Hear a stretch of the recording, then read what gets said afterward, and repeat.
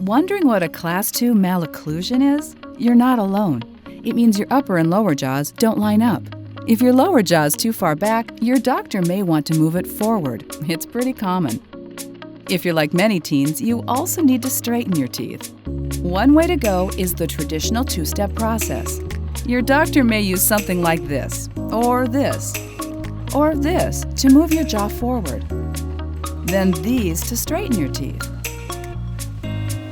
But here's a more modern way, Invisalign clear aligners.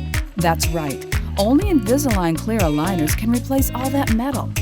These precision wings are the key. When you close your mouth, voila! They hold your jaw just a tiny bit forward. The aligners move your jaw into place. And yep, straighten your teeth at the same time.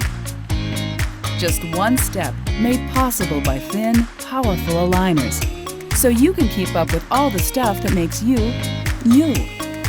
From sports, to band, to whatever you love. And keep living your life uninterrupted.